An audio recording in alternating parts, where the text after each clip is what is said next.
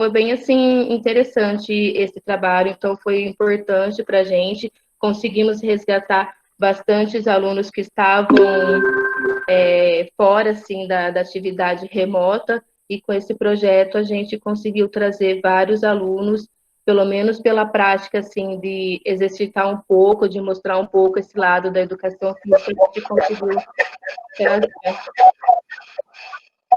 Falou alguma coisa? Oi, Mayara. Não, eu abri aqui o microfone para falar que você pode concluir Acabou a explicação, que já chegou em 5 minutos, tá bom? Tá bom, então vamos lá. Então, o final do nosso trabalho foi isso, que a gente percebeu que foi eficaz, né? Esse trabalho junto com eles, porque a gente conseguiu perceber, principalmente na maioria dos alunos, que eles perceberam a importância que é de se praticar a atividade, algum tipo de atividade física, mesmo que fosse em pouquinho tempo por dia, eles perceberam que foi assim importante para eles. Obrigada, Mayara. Seu trabalho é muito bonito. A gente pode passar para o próximo? Agora a gente vai chamar a professora Priscila, tudo bem? Fique à vontade. Opa, vamos lá.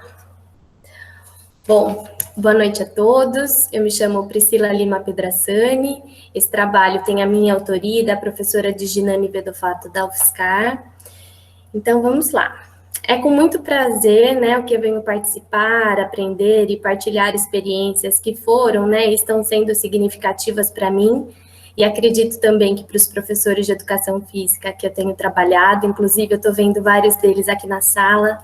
Boa noite, pessoal. Então, eu sou professora de educação física e falo de um lugar que atualmente eu ocupo, denominado Assessoria Pedagógica em Educação Física, né? E nesse período de pandemia, eu tive e estou tendo a oportunidade de dar as mãos exclusivamente ao grupo desses especialistas que atuam no Fundamental 1, na rede municipal de educação de Piracicaba. Bom, e por quê? Por que me unir a eles nesse período? Surgiram alguns questionamentos. Como transformar as aulas de educação física à distância? Quais estratégias podem ser utilizadas? Como desenvolver atividades que envolvem o movimento corporal à distância?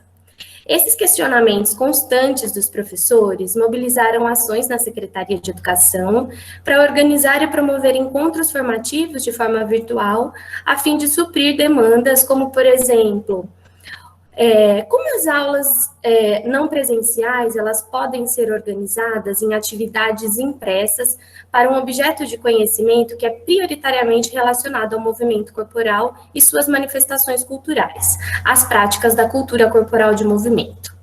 Então, surgiu o movimento de levantar as possibilidades de desenvolver metodologias que abarquem os preceitos da educação física, mas que fosse desenvolvido de forma remota. Então, essa experiência, ela ocorreu com 40 professores de educação física que buscaram trabalhar juntos na resolução de demandas pedagógicas, didáticas, realizarem estudos teóricos e de casos, trocarem experiências e ampliarem as possibilidades do desenvolvimento do trabalho remoto. Bom, para subsidiar esse grupo de professores, a fim de engajá-los, encorajá-los, foi organizado em horário de trabalho destinado à formação algumas atividades. A primeira, foram realizados 20 encontros síncronos semanais via Google Meet, né, uma plataforma digital, com temas, né, levantados pelos professores e socializados por eles e por mim. Encontros assíncronos semanais pelo Google Classroom. Então, nesse Classroom era organizado para eles materiais de apoios por pastas temáticas, fóruns de discussões e, paralelamente, de forma assíncrona pelo WhatsApp, nós temos e tivemos também grupos de conversas temáticas dentro das unidades temáticas do currículo da educação física. Bom, a base, a estratégia metodológica para esse processo formativo, ela foi abordada de acordo com os pressupostos de Schuman, né? Lee Schuman, 2014, que defende a valorização dos saberes dos professores. a fim de unir o conhecimento do conteúdo disciplinar com o conhecimento do conteúdo pedagógico e produzir atividades que fossem ensináveis, palpáveis, né, e de fácil acesso aos alunos. Então, isso foi possível por meio desses encontros, né, dessas atividades da escuta, de trocas de experiências entre professores experientes e ingressantes, de estudos de casos e também de produções colaborativas. Então, a fim de atender a demandas presentes nesse contexto atual, esse processo formativo ele foi pensado no decorrer dos encontros, na medida do interesse e envolvimento dos professores. Com isso, a gente estruturou um cronograma alinhavando as necessidades com os relatos de experiências de casos de professores que se demonstraram abertos e dispostos a compartilhar o seu material para as discussões e também para as construções colaborativas. Bom, de acordo com o Honorato e Marcelino, um artigo agora de 2020, esse professor, nesse contexto, né, de educação remota, ele precisa lançar mão de uma diversidade de conhecimentos do conteúdo pedagógico, como adaptações, criações, recriações da sua didática, das ações que estão sendo demandadas, para que a aprendizagem, né, do seu alunado não seja prejudicada. Mesmo sabendo que a educação é uma via de mão dupla e que ela se concretiza numa ação dialógica, já como dizia Libano em 94, a grande dificuldade desse grupo de professores foi e tem sido manter o contato, adequar as propostas de aprendizagem e ter as devolutivas dos estudantes e de suas famílias, uma vez que, em consonância com muitas realidades brasileiras, essas comunidades apresentam falta de equipamentos tecnológicos, acesso, né, dificultando o acompanhamento do processo de ensino-aprendizagem, o que tornam as atividades impressas a possibilidade que o professor possui no momento para enviar aos alunos. Portanto, valorizar os saberes dos professores, né, nesse âmbito formativo continuado e fazer uso desses saberes para o estudo, a investigação, a pesquisa, a avaliação, a adequação do cotidiano da sua prática pedagógica, junto, né, com os colegas de profissão, contribui, de acordo com Schumann, para o seu crescimento profissional, para um melhor entendimento da sua prática na relação com os estudantes, para cada vez mais possibilitar uma aprendizagem significativa, inclusive no cenário em que a gente se encontra. Então, para finalizar, né, esse processo formativo, ele apontou e tem apontado, porque a gente continua, né, o engajamento e mais abertura para trocas de experiências num tempo e espaço de construções colaborativas entre os seus pares. Então, nós evidenciamos a importância desse trabalho colaborativo para o desenvolvimento da profissionalidade, bem como a necessidade de se criar e manter redes colaborativas, com socialização de experiências que permitam o desenvolvimento profissional de todos os envolvidos. Então, nós temos um mantra que a gente costuma dizer para onde a gente vai, né? Por mais redes e por menos paredes. Quero agradecer a presença dos professores que estão aqui. Gratidão por vocês estarem também compartilhando comigo. Obrigada. Muito obrigada, professora Priscila. Muito obrigada. Um ótimo trabalho, muito bonito. Agora a gente vai passar para o próximo, tudo bem? O trabalho de educação física para estudantes com paralisia cerebral. Quem que vai ser o apresentador? Marcos José Henrique.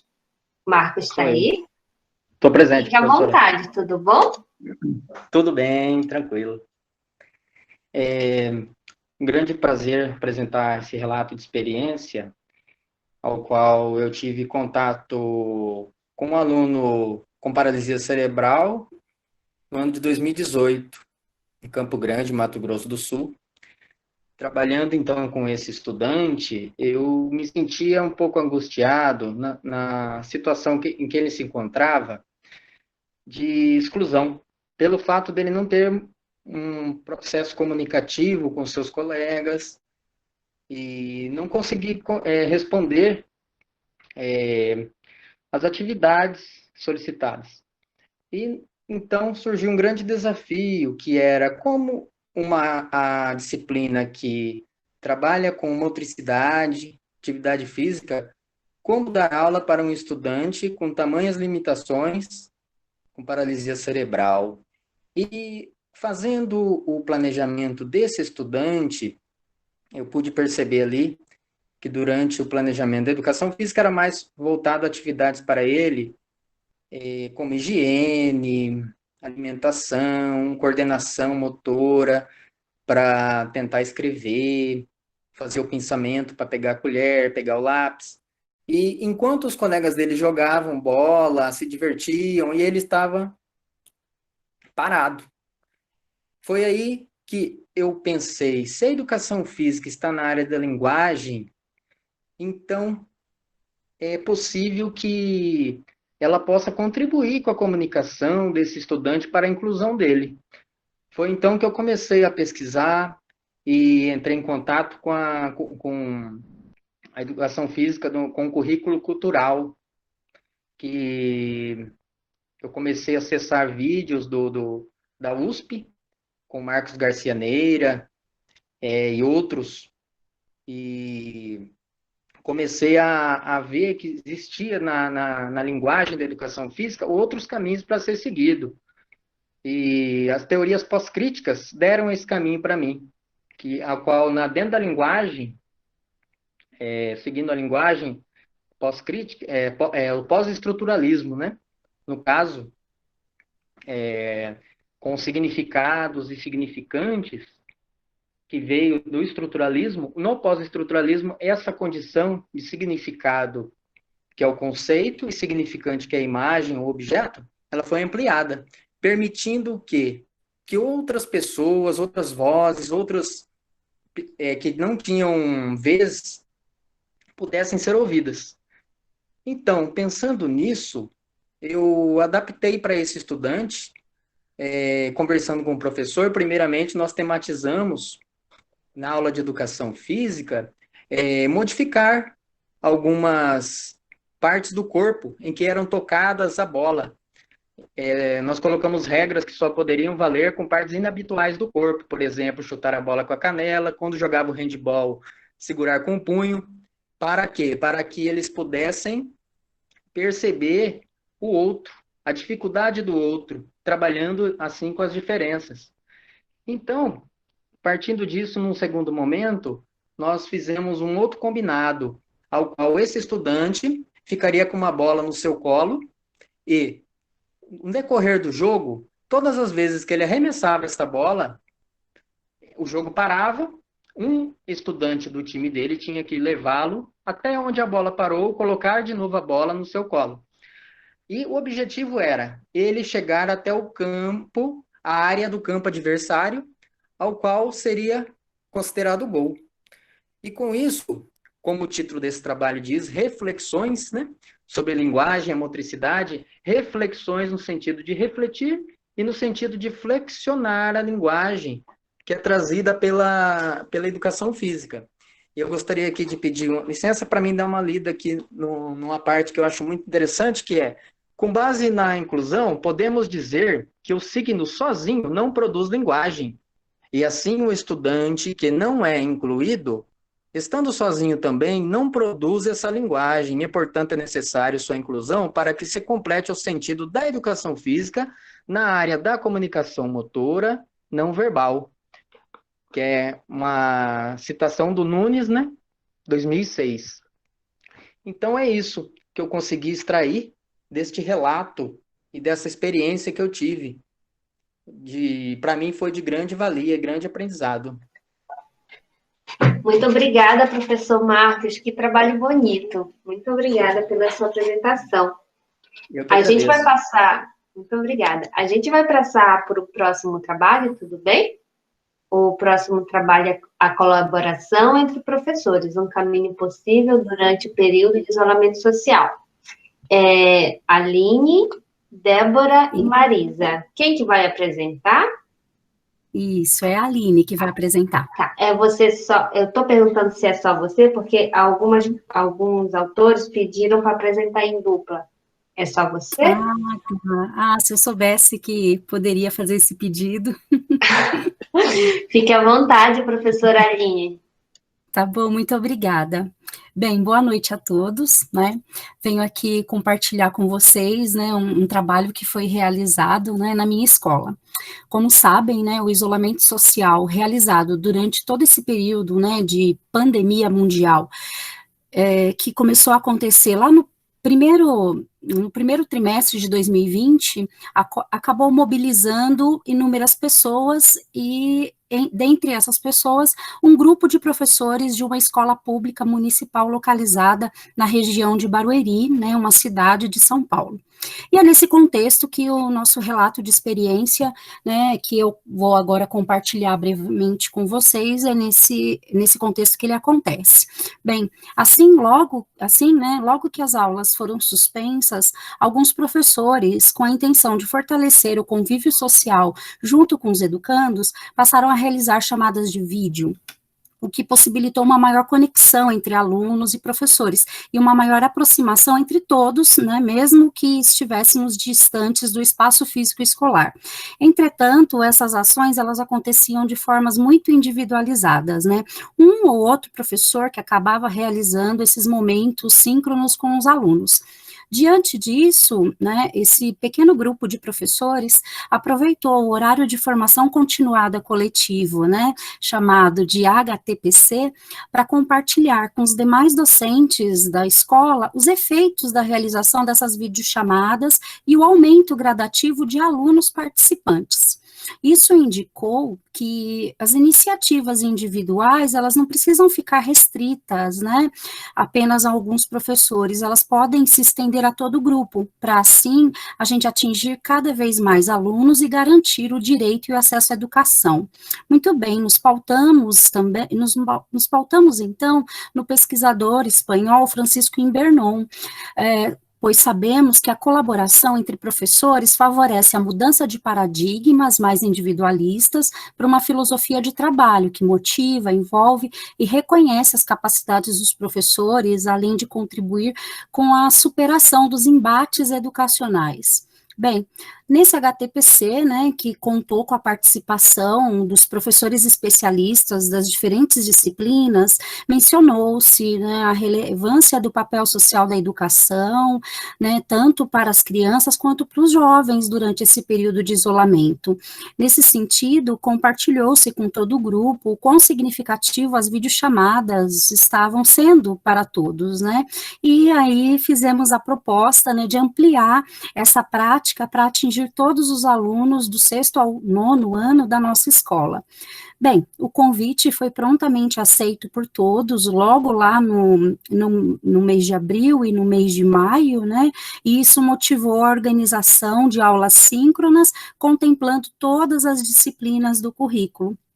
E diante do objetivo comum, que é ainda, né, estabelecer o convívio social, propiciar momentos de discussão, de interação entre alunos e professores, dentre outras práticas didáticas, os docentes que já estavam realizando as videochamadas procuraram convidar aqueles que ficaram um pouquinho mais receosos para participar das aulas, para realizar a observação da prática pedagógica de uma aula online.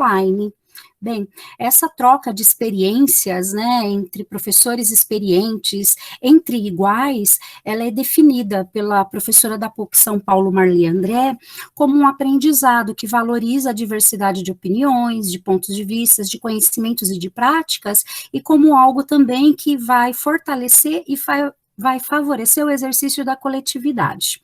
Bem, após alguns dias da realização dessas aulas síncronas, o grupo de professores reuniu-se novamente, né, no horário formativo, para realizar análises e reflexões acerca da organização que aconteceu de forma colaborativa.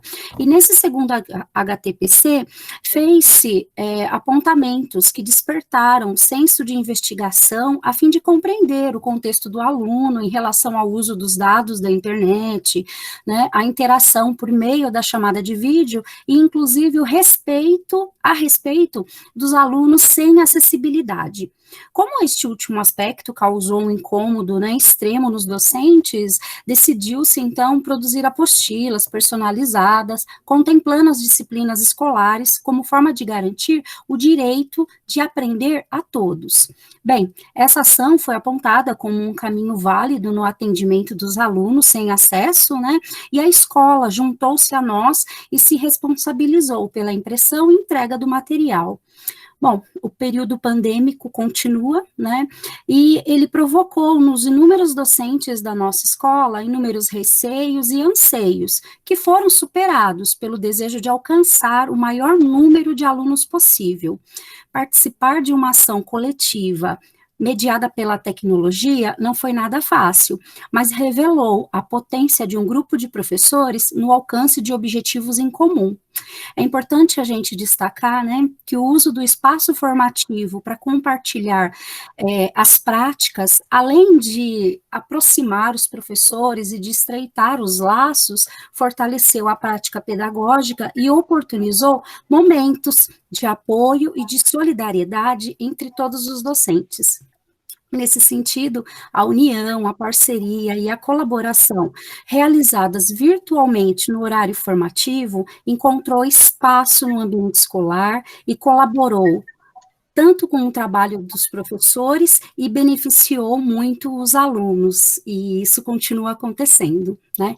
Bem, eu finalizo este relato agradecendo, né, as minhas amigas, parceiras, a professora Débora e Marisa, que estão aqui, que toparam o desafio de escrever esta experiência, e agradeço imensamente os professores da EMF Jorge Augusto, que não mediram esforços, né, e juntos estamos aí enfrentando um dos maiores desafios educacionais que uma escola pública e periférica já enfrentou.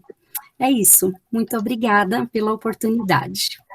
Professora Aline, muito obrigada. Parabéns pelo trabalho. De fato, não está sendo um momento fácil para os professores, né? Está sendo difícil para todo mundo. Imagino. É bem complicado. Parabéns mesmo pelo trabalho. Mande parabéns a toda a sua equipe também. Pode deixar. A gente vai passar para o próximo, tudo bom?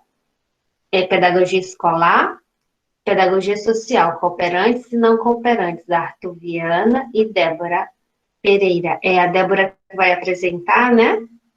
Isso, sou eu. Tudo bem com seu microfone, né, Débora? Agora tá ok. Ah, tá. Qualquer coisa a gente só iria passar a sua apresentação para frente. Fique à vontade, Débora. Obrigada. Tá bom, obrigada. Primeiramente, eu queria desejar uma boa noite para todas. No caso, o meu trabalho que tem como título, né, a pedagogia escolar e pedagogia social, cooperantes e não concorrentes, ele tem como finalidade, né, fazer uma análise sobre a relação e a interação dessas duas pedagogias, a pedagogia escolar e a pedagogia social, e como o próprio título já diz, né, pensar a interação dessas duas pedagogias como cooperantes e não concorrentes. A gente tem diversas referências, né, que mostram para a gente que a escola ela tem um papel crucial, né, no processo de formação de cada educando. E esse papel ele não pode ser feito por outra instituição, e não pode ser substituído. Só que a grande referência, né, que a gente usa, que é a Isabel Batista, né, dentro da obra que ela vai falar sobre a pedagogia da hospitalidade, ela mostra para a gente que a escola ela não pode agir com indiferença e nem silenciar os apelos que são feitos pela sociedade e pela comunidade, né? Uma comunidade que é constituída por indivíduos que também constituem a escola. Então, quando a gente pensa e fala da interação dessas duas pedagogias, nós estamos falando de pedagogias que não se anulam, mas que juntas elas podem coexistirem sem se anularem. E quando isso acontece, a gente aponta diretamente para a valorização, né, da riqueza pedagógica que há tanto nos espaços escolares, como também há nos espaços não escolares. Sobre o processo, né, de pesquisa e tudo mais, essa pesquisa, ela ocorreu, né, no colégio público em Itaboraí, em especial com uma turma do curso normal de formação de professores, e o que acontecia? O pesquisador, né, o bolsista, ele fazia o seu compilado de diários, né, e a gente tomava como método, né, de análise a fenomenologia, onde os diários eles eram divididos em 3 partes, noema, noese e a variação eidética, aonde o noema ele é a descrição objetiva, né? O noese é a descrição subjetiva, aonde é descrito tudo aquilo que o bolsista, o pesquisador, notou a partir da ótica dele, e a variação eidética, aonde a gente leva em consideração na descrição os sentimentos e tudo aquilo que a gente sentiu a partir da ótica dos agentes que fazem parte daquela ação, daquilo que está ocorrendo.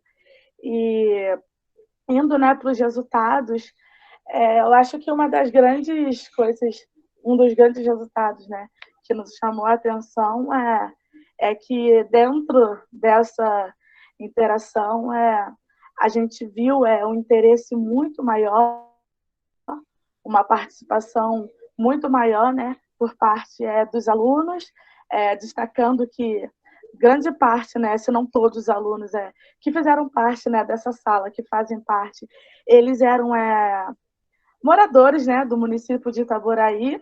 Então, partindo disso, a interação, né, com os espaços não escolares aconteceu de maneira autêntica, sabe?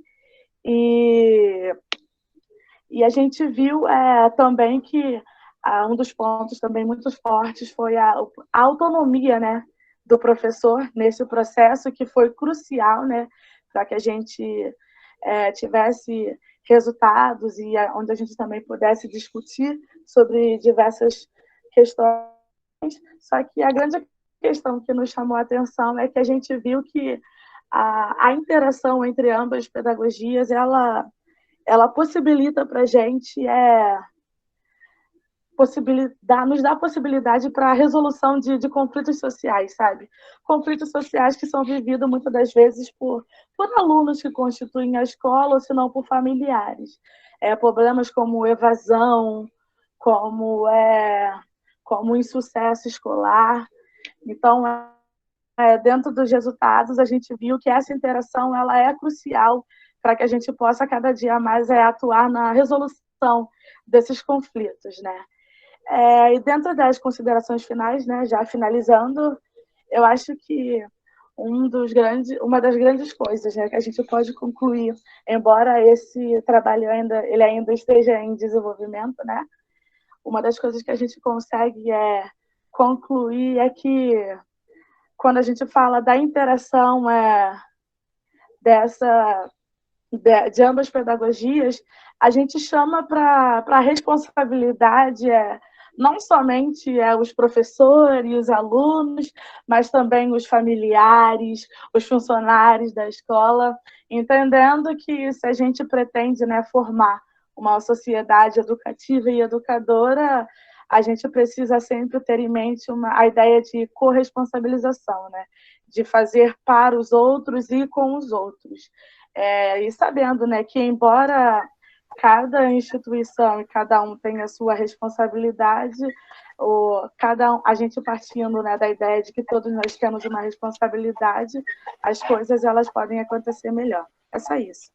Obrigada, Débora. Parabéns pelo trabalho, muito bonito o trabalho de vocês. Mande parabéns também ao professor Arthur, tudo bem?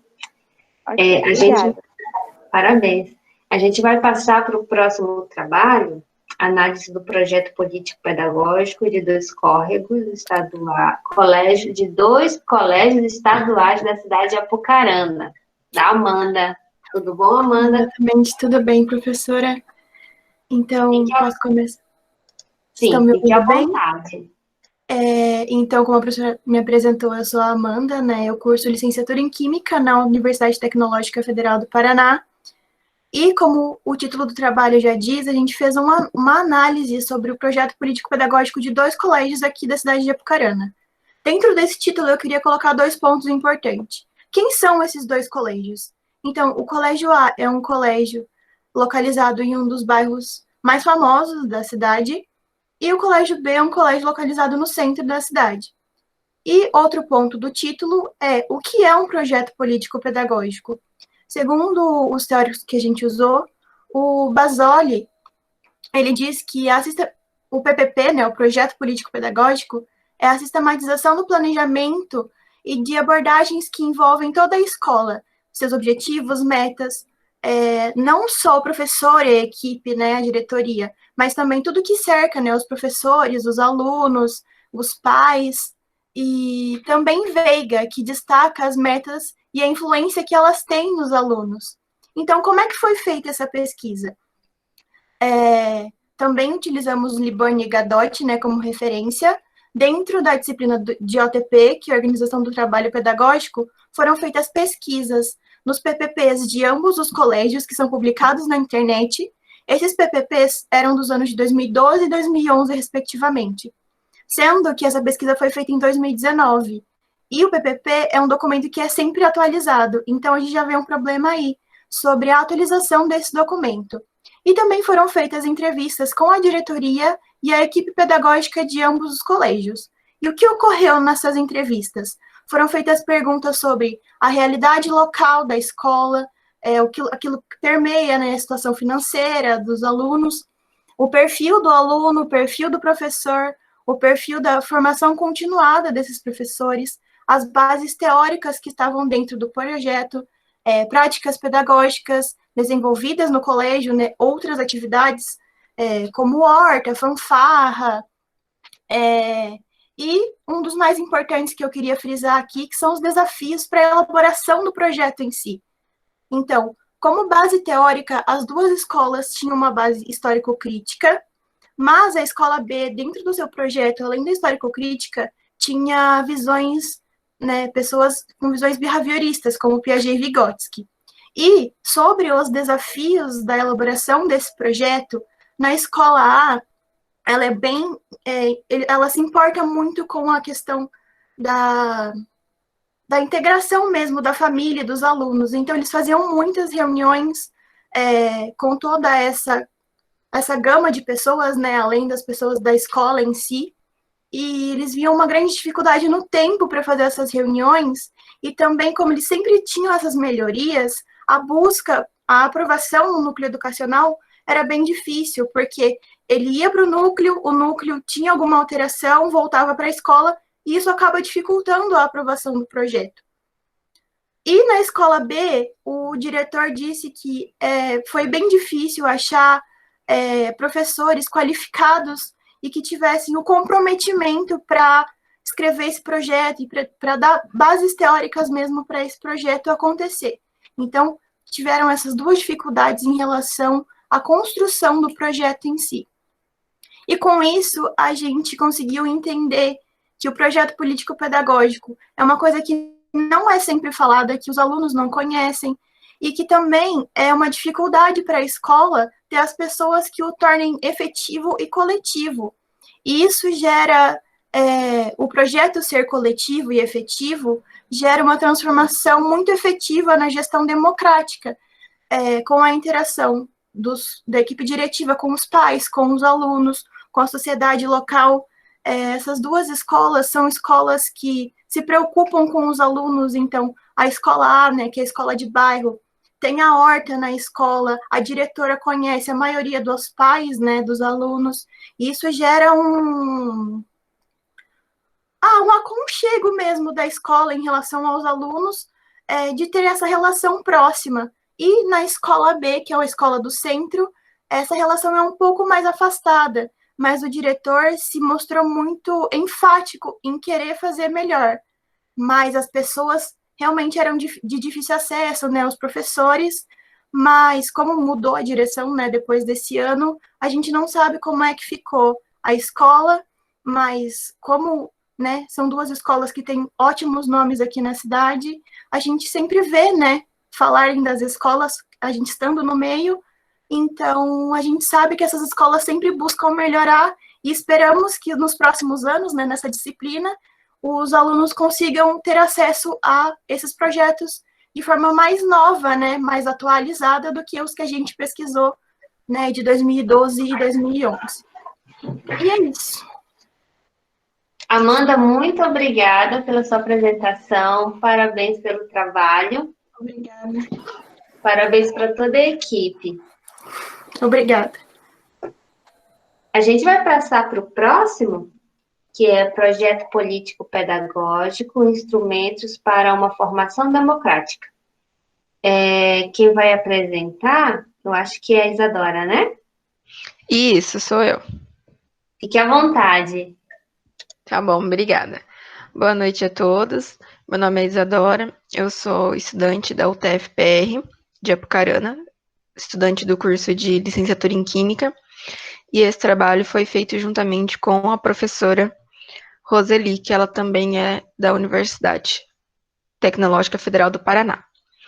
Então, esse trabalho, nós tivemos como intuito fazer uma comparação entre uma entrevista com a diretora e as pedagogas do colégio com o documento em si, com o PPP. Então, primeiro nós realizamos uma entrevista com elas, perguntando qual a linha da escola, perguntando a caracterização dos alunos, todas as informações relacionadas às práticas pedagógicas. E depois nós comparamos com o documento disponibilizado na internet. Então, nós analisamos o projeto político-pedagógico do ano de 2019, que estava disponível no site da instituição. O que aconteceu foi o seguinte: quando nós abrimos o documento, ele se datava do ano de 2011, ou seja, o colégio colocou no site falando que era de 2019, mas os dados analisados foi de 2011. E durante a entrevista, falaram para a gente que ele estava sendo reformulado sempre anualmente com os professores. Então, aí nós já percebemos que tinha uma incongruência entre o que a diretoria e a pedagoga dizia com o que estava no documento. Nós usamos uma aproximação do roteiro de Veiga para fazer essa análise. Então, nós lemos o PPP procurando por incongruências entre o próprio documento em si e com a entrevista. E nós chegamos a alguns fatos importantes. Durante toda a entrevista e durante todo o documento, é afirmado que esse colégio, ele segue uma linha progressista, histórico-crítica, só que tem uma parte específica que ele fala que o grande objetivo dessa instituição de ensino é proporcionar igualdade para que os alunos possam competir no mercado de trabalho. Então, nessa parte de objetivo, nós percebemos que tem uma grande diferença, porque a relação de competir no mercado de trabalho está muito mais para uma adaptação do aluno ao mundo do que formar um cidadão crítico para transformar a sua realidade. Em quesitos de avaliação, né, nós perguntamos sobre como é feita a avaliação, todo o processo, e no próprio documento fala que a avaliação é somatória, que os professores sempre buscam não somente fazer aquela avaliação tradicional de uma prova escrita, e sim avaliar o aluno num todo. E durante a entrevista foi explicada a mesma coisa para nós. Todavia, tem uma parte do documento que fala que a avaliação está contribuindo para que grande parte dos alunos reprovem ou desistem das séries, principalmente no ensino médio. Então, nós concluímos que essa avaliação não está sendo aplicada da forma com que está escrito no documento e da forma que foi passada para nós. Porque se fosse considerado a formação do aluno de modo integral, isso não estaria acontecendo. Então, provavelmente, a escola deve estar aplicando só a prova escrita de maneira tradicional. Em relação às sessões, nós percebemos assim, questão de definição sobre conhecimento, sobre educação, dentro do documento, ele tem uma mistura de linhas educacionais. Então, assim, em uma mesma sessão, tem uma citação de Saviani, tem uma citação de Freire, tem citação de Piaget, de Vygotsky. Então, assim, o PPP em si, ele não está seguindo uma linha correta, ele está sendo recortes de vários teóricos. E isso, infelizmente, atrapalha muito a instituição, porque, segundo Veiga, nós temos que a finalidade do PPP é orientar as práticas pedagógicas. Se no próprio PPP não tem uma linha pedagógica definida, então significa que essas práticas pedagógicas não estão sendo coerentes entre si, principalmente pela avaliação e o modo de ensino. E, por fim, esse documento ele se encontrava totalmente desconfigurado. Então, assim, nós tínhamos fontes diferentes durante todo o decorrer do documento, tínhamos cores de fonte diferente, então, assim, ficou nítido que esse documento foi feito por colagens, recortes de outros documentos, de outras passagens, algumas citações, como citação de Freire, nós procuramos e não achamos aquela citação, então, assim, nós não sabemos de onde foi tirado, tinha muitas incongruências. Essa pesquisa foi feita no ano de 2019, então nós não conseguimos fazer o feedback para a escola. Porque agora, quando as aulas voltaram, a gente só teve 15 dias e daí já teve a pandemia. Isa, você concluiu a sua apresentação? Sim. Ah, tudo bem. Estava com vergonha de interromper. Isadora, muito obrigada pela apresentação. Parabéns pelo trabalho, viu? É um trabalho de verdade, hein? Obrigada. Mande os parabéns também à professora Roseli. A gente vai passar para a próxima, tudo bem? Educação empreendedora no Brasil, análise na produção científica no cenário brasileiro. O que vai apresentar é o Anderson, né? Rosa. Isso. Fique à vontade, Anderson. Obrigado. Boa noite a todos. Meu nome é Anderson Rosa, conforme já foi apresentado. Sou graduado em Letras Português e Pedagogia, especialista em Língua Portuguesa e Linguística, mestre e doutorando em Ciência da Propriedade Intelectual. O trabalho que eu vou apresentar agora tem como título Educação Empreendedora no Brasil, análise da produção científica no cenário brasileiro. Ele foi realizado de forma colaborativa com a Cleide Mara Barbosa da Cruz e a Cleidiane Barbosa da Cruz. Bem, é notório que o empreendedorismo é vivo aqui, não só no cenário brasileiro, né, mas no cenário internacional. É uma forma até de driblar as dificuldades, as principais dificuldades com rentabilidade, a falta de emprego. Então, o indivíduo vê no empreendedorismo uma forma de ter uma nova economia, né, e ter uma sustentabilidade diante desses agravantes. Então, diante disso, mesmo assim, a gente vê uma problemática que é muitas empresas, microempreendedores que começam, mas seus empreendimentos não vão para frente, né, que os estudos apontam. E a gente quis essa curiosidade de analisar se tem uma educação empreendedora. A gente sabe que tem todo esse desenvoltura para empreender, porém há essa prática de um ensino nas escolas, na universidade, de uma educação empreendedora, conforme a gente pode observar em países desenvolvidos. Então, o objetivo dessa pesquisa foi analisar a produção científica sobre a educação empreendedora no Brasil. Para isso, se chegar aos resultados, a gente utilizou uma metodologia exploratória, que era para se familiarizar melhor com o objeto de estudo, ter mais informações contundentes, e ela também é quantitativa, porque a gente lança os resultados em forma de números, em tabelas e figuras. Bem, com relação aos principais resultados, achou que a evolução anual de produções científicas, a nossa primeira figura, que foi traçado de 2009 a 2020. Primeiramente, eu quero também dizer que antes de chegar aos resultados, o meu método A gente primeiro foi a base de dados Scopus, que a gente utilizou, é uma base de dados que tem vários pesquisadores, vários artigos, né, por vários pesquisadores de todo o mundo, e a gente lançou uma linha temporal de 2009 a 2020, só artigos, e as palavras-chave escolhidas foram educação empreendedora no Brasil, na língua inglesa, né, para que a gente pudesse ter o maior número de artigos. E fazendo todos esses filtros, a gente encontrou 32 artigos somente nessa linha de temporal de 2009 a 2020. Então, nosso primeiro resultado é a que fala da evolução anual. A gente percebe que de 2009 a 2013 só tinha apenas um artigo. De 2014 a 2016 há um aumento apenas de um artigo, fica 2. E a gente só vê um acréscimo, um aumento lá em 2018, em 2020, agora esse ano, que foram 7 artigos, né? Que a gente observa que ainda é um número pequeno. Já a nossa segundo resultado é uma tabela que fala dos principais países que mais publicam sobre a educação empreendedora.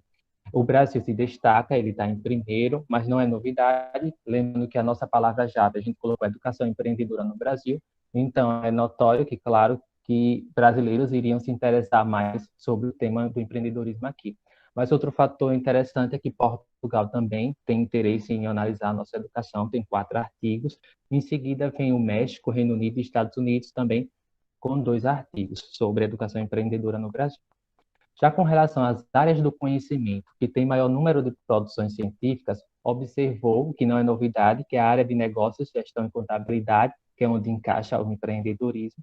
Em seguida, vem ciências sociais, também com 18 artigos, algo que é uma novidade, porque ciências sociais assim, não é tão ligado à área do empreendedorismo, assim, mas a gente está vendo que agora empreendedorismo ficou como se fosse uma situação interdisciplinar, né? O empreender, o inovar, o conhecimento, ele não só está ligado a uma prática de negócio, um serviço, mas qualquer área de conhecimento que você possa inovar e trazer e galgar coisas positivas.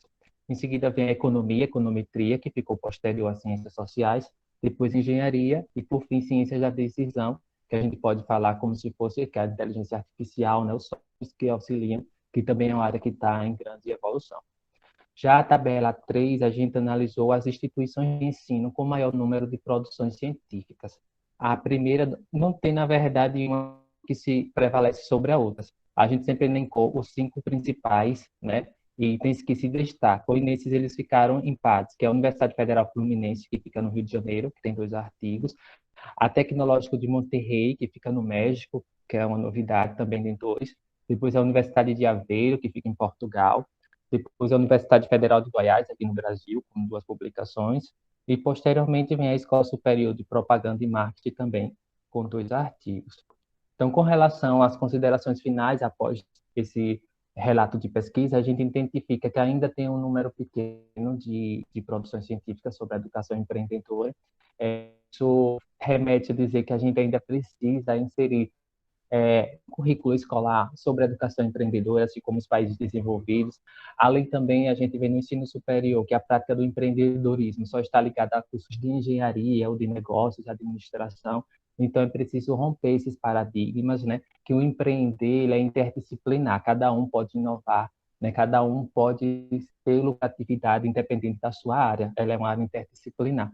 Então, é preciso intensificar e trazer um ensino de educação empreendedora, porque a todo momento a gente está lidando, seja como consumidor, né, ou como empreendedor. Então, isso, agradeço a todos pela atenção. Muito obrigada, Anderson. Parabéns pelo trabalho bem bonito. Mande os parabéns aos outros autores também, por favor. Agradeço, obrigado. Gente, é o seguinte, encerramos agora todas as apresentações, tudo bem? Eu vou deixar aqui alguns avisos. Esses avisos vocês também receberam lá por e-mail ontem. Primeiro é sobre o certificado. Todos os certificados, eles serão enviados até o final de dezembro, tá bom? Porque os minicursos ficarão disponíveis no canal do evento até o dia 29 de novembro. Quem tiver interesse em fazer, basta entrar no canal, escolher o minicurso, assistir. Quando terminar de assistir, basta preencher o formulário de avaliação para que o certificado seja gerado. Tudo bem? Então, a gente vai recolher tudo e até o final de dezembro os certificados estarão prontos. Certificado de apresentação de trabalho, de participação em evento, no minicurso, enfim. Outro aviso é que daqui a pouco vai começar o encerramento, né, do evento. Então, eu vou pedir que vocês voltem lá no canal do evento ou no site do evento para assistir ao encerramento, tudo bem? Alguns trabalhos foram indicados como destaque pelos avaliadores e esses trabalhos ficarão disponíveis lá no site do evento. Por fim, todos esses trabalhos apresentados hoje serão publicados no livro de resumos do evento, tá? Vai ter ISBN. Esse livro de resumos vai ficar pronto até o final de janeiro. Será publicado lá no site do evento. Colocaremos avisos também no Facebook, no Instagram. Caso alguém tenha dúvida, por favor, entre em contato com a gente pelo e-mail, tudo bem?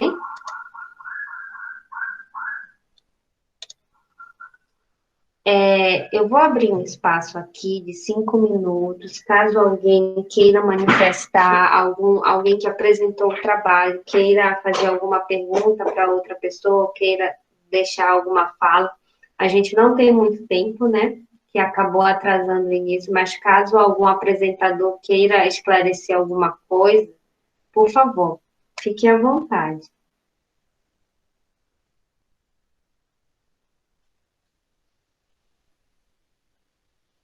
Ninguém tem nenhuma dúvida? Eu vou ver se chegou alguma coisa aqui no chat. Tem vários comentários. Eu passei os comentários finais. Alguém quer manifestar alguma coisa? Ou a gente pode encerrar? E aí vamos assistir o encerramento do evento. A Amanda está dizendo que está tudo esclarecido. Então, muito obrigada. Eu que agradeço. Nossa, eu gostei muito de ter participado dessa sala. Temas, assim, maravilhosos. Parabéns a todos, de verdade. Em nome da equipe de organização do evento, eu agradeço pela publicação do trabalho, pelo empenho e pela apresentação hoje aqui, por terem participado desse evento. Foi feito com muito carinho para todos, tudo bem? Um último recado, eu já avisei no início, mas reforço. Vocês receberão uma mensagem em breve dizendo que podem fazer ajustes em seus resumos. Alguns serão obrigados a fazer devido à formatação, não é conteúdo, tá? E quem quiser trocar uma frase, alguma coisa, vocês terão um prazo de 15 dias a partir do momento que a gente envia esse e-mail. O e-mail será enviado por esses dias agora até segunda-feira. E aí a gente vai publicar o livro de eventos com os trabalhos bem formatados e tudo certo. Tudo bem? Alguma pergunta? Vou ver se tem alguma coisa aqui no bate-papo. João Lourenço, dá tempo de falar. João, a gente vai precisar encerrar a sala, tudo bem? Se tiver alguma dúvida, você pode mandar por e-mail para a gente, tudo bem? A gente envia para o autor do trabalho, ok? Muito obrigada a todos. E, por favor, entrem no site do evento para assistir o final, tá bom? Gratidão, gente. Até mais.